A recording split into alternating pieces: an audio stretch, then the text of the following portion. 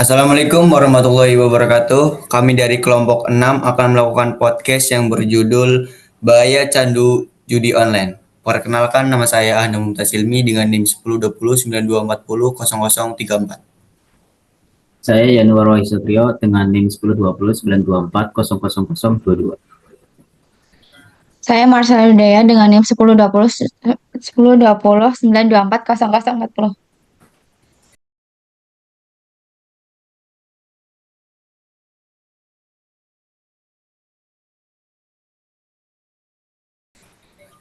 Selamat datang di podcast Kios Koran, tempat kita membahas isu-isu menarik dan penting untuk kehidupan kita.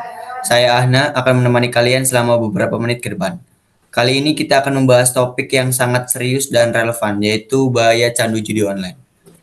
Judi online kini menjadi masalah yang semakin meluas, mempengaruhi berbagai kalangan, baik anak muda hingga dewasa.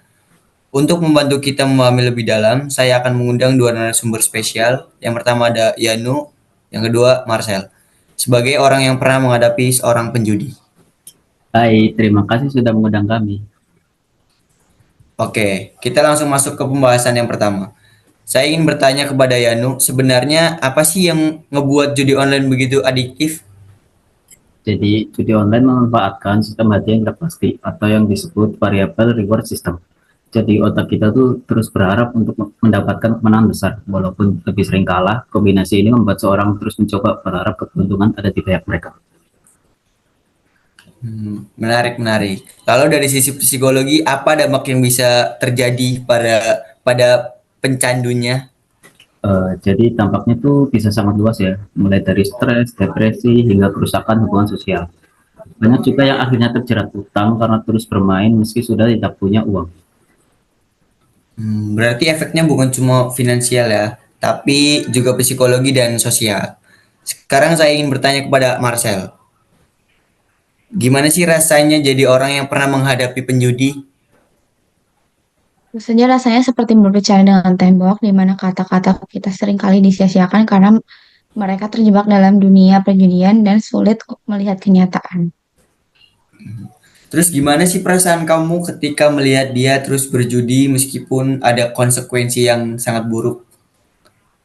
Ya, rasanya cemas karena meskipun tahu dampak buruknya, dia tetap menjudi. Saya merasa putus asa dan kadang marah, tapi juga kasihan karena dia terjebak dalam kecanduan. Oke, kita lanjut ke pembahasan selanjutnya ya. Ya Nu, apakah ada kelompok tertentu yang lebih rentan terhadap kecanduan judi online? Tentu ada ya. Contohnya tuh kelompok muda, terutama remaja dan dewasa muda, sangat rentan. Mereka sering terpapar iklan judi online di media sosial dan belum memiliki kontrol diri yang kuat. Selain itu, orang-orang yang sedang menghadapi stres atau masalah keuangan juga lebih mudah terjerat. Oke. Marcel, apa yang membuat kamu tetap mendampingi dia meskipun tahu perjudian bisa merusak hidupnya? Ya, karena saya yakin perubahan itu pasti ada, entah kapan waktunya, Pak, tapi tetap pasti ada. Oke.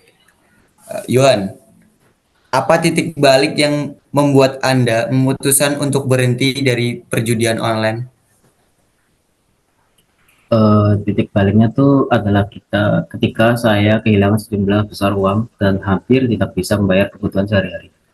Saya akhirnya meminta bantuan keluarga dan menjalani terapi. Oke. Terima kasih kepada Yuan dan Marcel atas wawasan dan cerita yang sangat berharga.